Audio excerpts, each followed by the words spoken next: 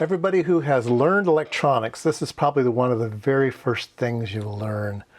A power supply, you have a AC voltage coming in to a bridge rectifier, it gets smoothed by a capacitor, rectified, turns into DC, and they give you this waveform. This is here's a sine wave, and the diodes invert it, so you get 120 hertz of blah blah blah blah blah, and then you get this little bit of ripple here, and everything's hunky-dory. And this is the biggest lie you start out with in electronics. It looks nothing like this. If you've ever watched Eddie over at Kiss Analog channel on YouTube, he's been screaming bloody murder about this circuit for a very long time, saying that analog power supplies, linear power supplies, are not noise-free. And so I kind of wanted to back him up on that. So yeah, let's take a look at this circuit, okay? I'm going to have a little one I built over here. Now, let's get this out of the way, get this out of the way. All right, so I've built a little circuit here. There's four, that's kind of hard to see on camera, but there's 4 diodes and a 100 microfarad capacitors. And then I've got this cute little transformer that I pulled out of something. And it says it's got 30 volt windings on it, and it's got 2 pair. Okay, so let's go ahead and first look at supply. You see my let's get everything disconnected here. Let's get everything disconnected. I'll show you a better image of this little guy there. There you go. Here's the 4 diodes and the capacitor, and here's the transformer, and AC line voltage is coming in. Okay. All right. So here's the transformer, and it's 2 separate windings, and they're both identical. Okay. It was for like a plus or minus 15 volt supply in some product. All right. So let's go ahead. And because we have a floating transformer, that nothing is referenced to ground, I can put my ground lead on one side of it. Now this will be now earth ground, but that's okay. You can reference to anything you want. And so we're going to take a look at the actual AC out of this. Let me turn my transformer back on, and I've got a isolation transformer in the background just for my safety. All right, so let's go ahead and look at this over here. And here's our sine wave. Now it's not a perfect sine wave because the magnetic core of a transformer saturates, and there is magnetic flux that interferes with the electrical flux. And anyway, so lie number 1 is it's not a sine wave. It comes out a little bit lumpy. All right, so, okay, so there's lie number 1. Let me get a clip lead. Okay, so I'm gonna put, here, let me move the camera down so you don't watch what I'm doing here. Change the camera each time. All right, so I am going to put a clip lead on that side. I'm gonna put a clip lead on the negative side.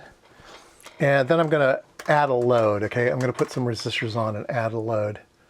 All right? And so we can watch what the transformer does under load. So I'm going to load it down with 300 ohms. And you can see it goes down a little bit. Here's loading it down with 200 ohms. Oops. And it drops a little bit farther. And then here's 100 ohms, and it drops even further. Okay, so dropping with 100 ohms, 200 ohms, 300 ohms. Okay, so there's just some loads put on it. All right, now what we're going to do is we're going to probe this circuit just like it is, just like it was done in your textbook, so you can see everything is perfect. All right, so we will go back now down to the circuit in question, and we will hook up to the AC side of the bridge rectifier. Okay, and it's the same. The 2 windings were the same. Okay, so it's the same. All right, and let's see here. What do I want to demo first? First thing I'm going to demo is, remember we loaded it,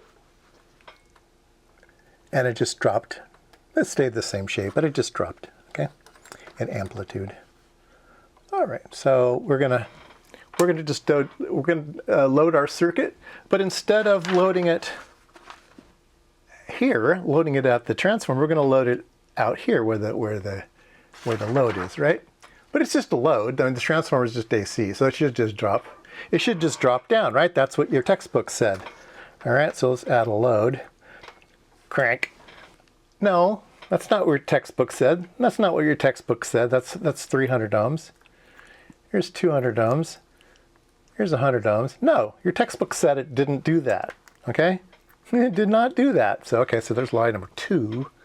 Let's see. Okay, so the next thing we're going to do is we're going to take a look at the, let's see, I want to look at this. Okay, so now I'm going to look here, okay? All right, so now we come back over to here. I've now hooked my oscilloscope lead up to the negative here, okay? And I'm gonna look here and here. I'm gonna look at this AC and I'll look at this AC. We should see half of the AC.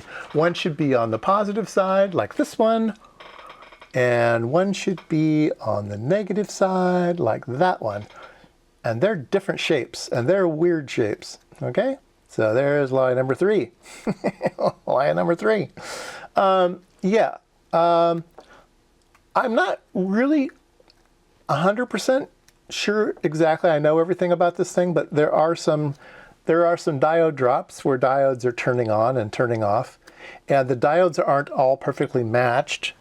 They're within 0.01 volts. I checked them, but there's some weird leakage maybe going on, reverse voltage or leakage or something on one of those diodes somewhere.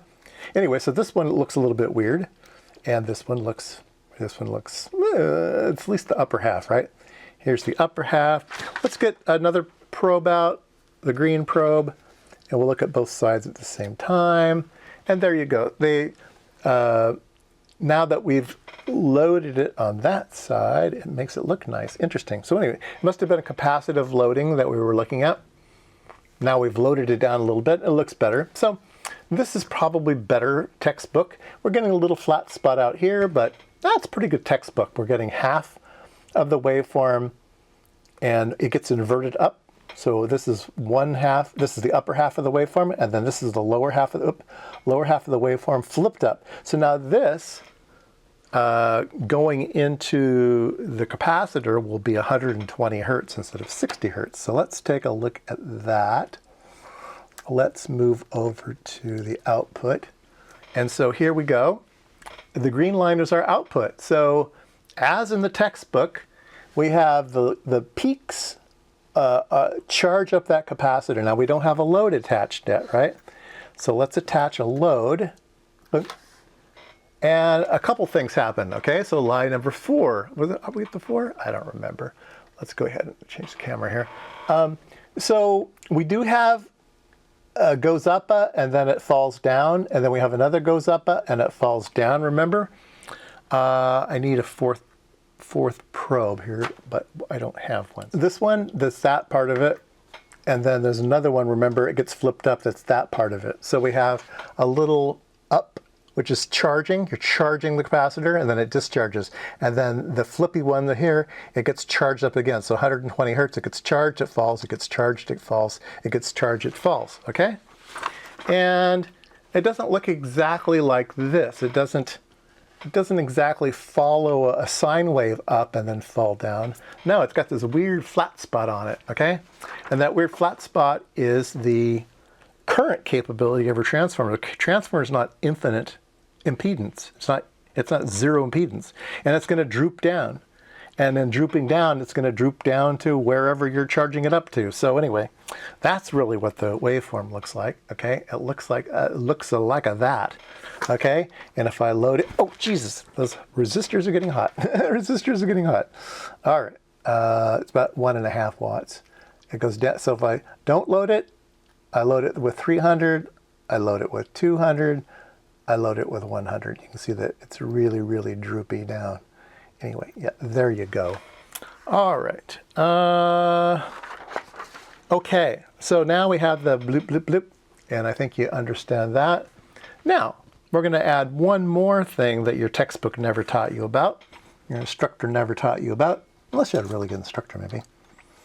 All right, so we are going to change the camera again.